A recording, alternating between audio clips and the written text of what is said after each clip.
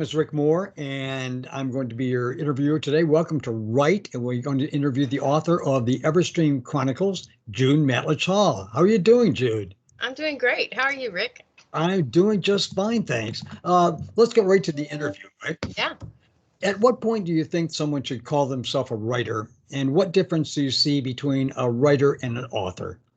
For me personally, I didn't start calling myself a writer until I had finished a complete novel Right? and it got picked up by you, Yep. my publisher. So I think like it wasn't for me, but I was just tentative about calling myself a writer until I knew that I was going to take it seriously enough to finish something. And so as with like writers and authors, so writers I think encompasses everyone from poets to songwriters to journalists. All of those people are writers. And I think like book wise, I think once someone has written a book, then authors write stories and books. So, a journalist wouldn't call themselves an author, but an That's essayist might be an author of some, so it's iffy. kind of a vague vague word.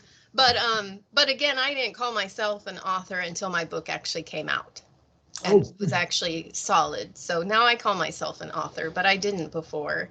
So good. I think it depends on the person. It's a good But, feeling, isn't it? but yeah, writers are more encompassing the whole The whole slew of person. us. Yep. And author is specifically storytellers. Now, have you ever considered writing under a pseudonym, or why not? I have, but my pseudonym would probably be pretty close to my real name. I've thought about like maybe possibly one day writing uh, mystery stories that are completely different than my fantasy stories. And Oh, so I might go under a different name like Judith Hall for that one or something. But but I mean I understand why some people do. I know one gal, she writes children's books, but she also writes adult books. And so she does have two different names for that because she doesn't want a kid picking up one of her adult books, right. and so she does keep it separately like that. So I understand why people use a pseudonym. That makes sense. There's also the part of me that's like, well, I want people to know it was me. Who you are, right? you know? Now, how do you deal and process negative book reviews? Because So everybody's going to have some negative book reviews. There sure, are lots of everyone idiots is out there, going but to. It's inevitable. You're not going to please everyone. And with social media and the computers and stuff, it's a lot easier to be mean to people yep. if you were face to face. So it's going to happen. I haven't had a bad book review yet, but I have had bad critique, negative critiques or Oh, wow. someone calling me on something of like I just recently had someone say that I needed to do my research. And it was really Oh, funny because they were jumping on me about something that I had done my research on. yes. And the route I took was scientifically sound, but they weren't seeing the whole thing because they hadn't read the whole thing. Right. And so but it's kind of like I have to be honest, it kind of hurts a little bit, but ultimately it's I not imagine, personal. yeah, I imagine it would hurt, but it's Yeah. really not personal. And so many of the critiquers don't, they're just writing to have something to say. Yeah, I They want think to be so. heard, they want to get Yeah. your attention. Everybody has an opinion, and Yeah, um and it's not necessarily true, right? I mean, right. it's not true for me. I love my books, and I'm writing for the people that love my books, and the people that hate them, it's like, okay, you have to let it just go. Yeah, You can't let it drag you down. I imagine so. I imagine so. Now, are there therapeutic benefits to modeling a character after someone you know? I haven't really modeled any of my recent characters or people I personally know. I've One, based them on, been influenced by other characters. Right. in movies and shows and history. But I modeled one character after a pet that I had Oh, really? that died. That's interesting. So it was my way of honoring that pet, and because I have animals in my books. So one Yep. of my animals was based on a rabbit I had that died, and it was really heartbreaking. And so it did, you know, it was a very personal section of the book for me, and I wrote my own thoughts down when I was dealing with the process of her Right. death and everything. So I think it was therapeutic in that sense. As for people so far, I haven't really ventured that way yet, but I imagine that it can be very therapeutic or very angering. You know, people, I know people that kill people they hate in their stories, you know, so. Oh my God, that's cool. Yeah. Now, what is the most difficult part of your writing process? You know, honestly, the most difficult, I'm working on it now, and my husband's helping me. The most difficult part of my writing process isn't the actual writing process. It's being on a computer, working on the same computer that I check my email and my social media on. Really? So what tends to happen with me is I tend to get distracted with, oh, I'm just gonna check. How's my book doing on it? You know, like I'm in between sentences or I'm figuring something out, and so it's habitually becoming.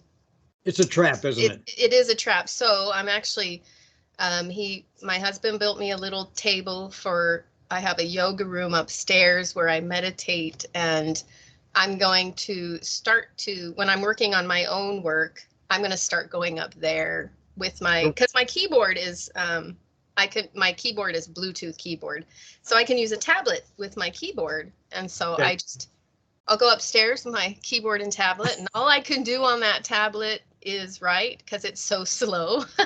Won't you miss checking on your social media posts though, and checking how your book's doing on Amazon? You know, I probably will miss it, but I still have this computer, and I'll still be working on this computer. So it's just separate. I need, for me, I definitely need that separation. I think everybody does. It's discipline, self-discipline. If you can't have two computers, you're toast, right?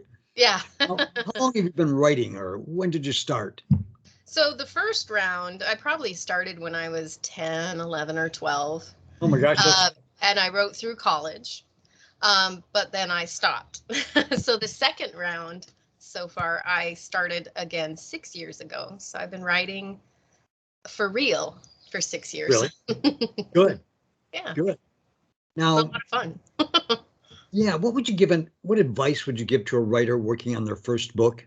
Because that's kind of critical for them, right? Yeah. You know, coming from my own stumbling blocks, I edited as I went along. And so the process took a long time because I was kind of fixated on getting everything just perfect the first time. Right. And so my first advice would be, do not edit as you go along, or edit as little as possible as you go along. Right. But then when you're done, edit, and edit again, and get someone else to edit. I think that's the biggest problem I see with new writers that come to me, is that they don't have an editor. They're not doing it themselves. Right. But also you get to a point where you know your story so well that you fill in the blanks and you're filling in and you know the story. So you're not really seeing the editing mistakes anymore. So you really need someone outside of yourself. Yeah. Would you advise a writer, when they're finished with their first manuscript, their very first book, to put it in a drawer for 3 months or 6 months and then come back and edit it? Or just plow it ahead? I think editing as soon as you're finished with it, then putting it away. And then pulling it out and editing again. Personally, I don't think I could ignore a manuscript for a whole 6 months. But, you know, definitely a month, 2 months, 3 months if you have that ability. You've got to look at it with fresh eyes. You have to look at it with fresh eyes. And you have to have eyes that know nothing about your story to look at it as well. I always have 3 or 4 people that look at it. And they're not professional editors or anything, but I kind of have a conglomerate of people. My husband is my first reader, and he's not an editor, but he's good with stories, and so he can tell me if the flow is good and things like that. And then I have people that you just have different aspects that they focus on, and so just a small group of beta readers, and then I have a publisher, so I'm lucky. I get my next book I will not edit as much as I did my first book, because knowing that I have that backup. I won't do it 6 times. I'll just do it maybe 3. I don't know. Maybe just let's get down to yourself. What comes first for you? What are the elements of good writing?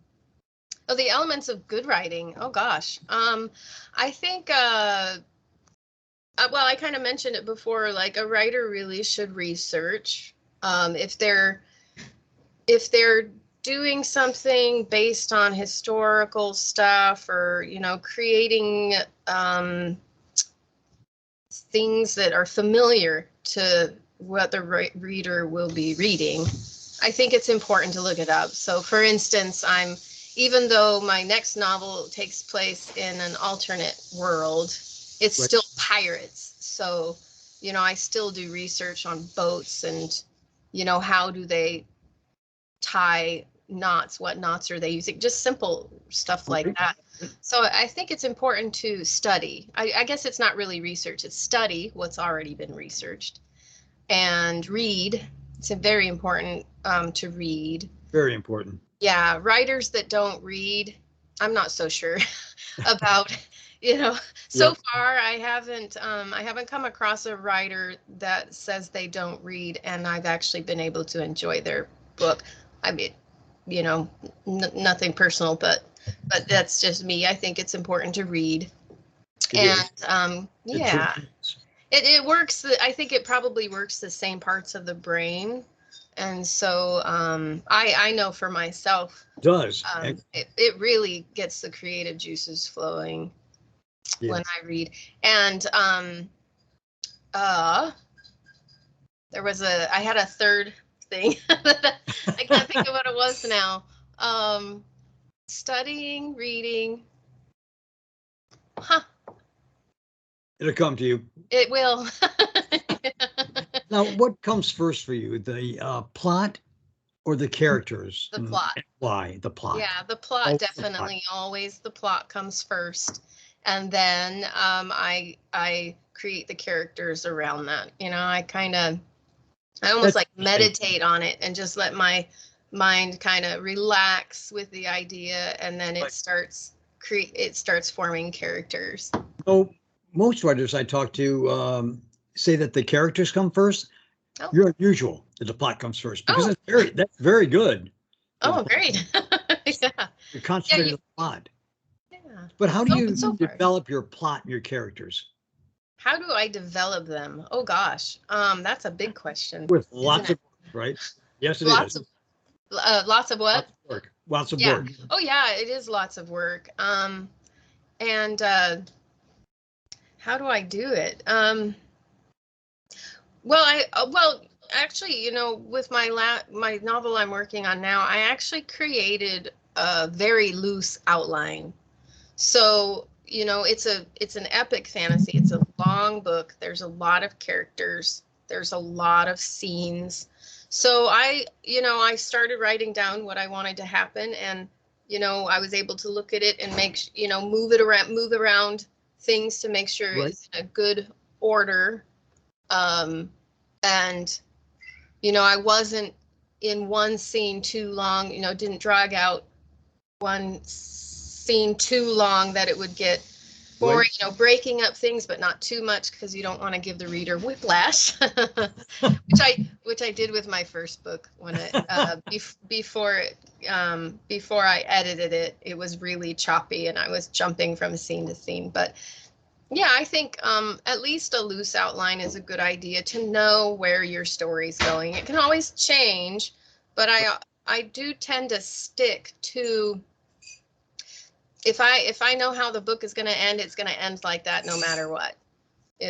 Or a story, Right. it's going to end like that no matter what. I always try to figure, I like knowing the ending when Right. I start. I do too. I mean, if the trail goes crazy in between, start and stop, that's fine. I'll just let it go. But eventually I know it has to get to that Right. Right. end. Yeah. Yeah. Now, how do you develop your characters? Um, I use the five senses. And I just really try to imagine being that character so that I Really? kind of get in You their role mind. play it out in your mind? You Huh? role play it out in your mind? You role play it? Kinda, yeah. Like I just kind of put myself in that person's situation and try to think like them, um and use their voice when they're, That's in my really head when I'm writing.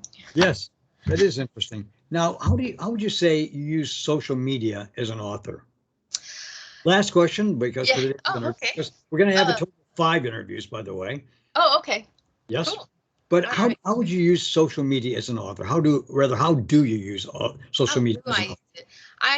I have a podcast on YouTube, and Right. so I share my podcast with people that follow me and people however social media works. I Right. just I post it.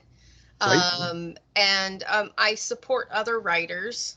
I boost other Oh, that's a writers. great idea. Yeah, and that's what my podcast is I actually talk to other writers, and Right. I'm hoping to boost them, um I promote my book, but that's not all I do. I think it's important to interact but not take up all your time with it. You can really get caught I up don't in, especially consume if you're content. doing more than one platform. It can Yeah. get really time consuming. So I do try to get a little bit of interaction in there, definitely boosting other writers. It's the first thing I do. And I promote my book probably only once a week do I push my book on Good. social Good. media. Yeah, I've come across a few writers that it was like a daily thing. And if it bothers me, I know it bothers Oh other yeah, it people. would And be I don't want to bothersome. be a spammer. So Yeah, I think but that's it's not onerous. just about me. Right. It's about supporting other people too. So you And attract followers by supporting other authors, right? yeah, yeah, I think so. That's really good. That's really good. Yeah. Right. Well, that concludes today's interview for Wright. And tune in next week. We'll have our next episode, our next interview with Jude Matulich-Hall. All right. And Thank you. thank you a lot. All right. Yeah. Bye bye. You're welcome. Bye-bye.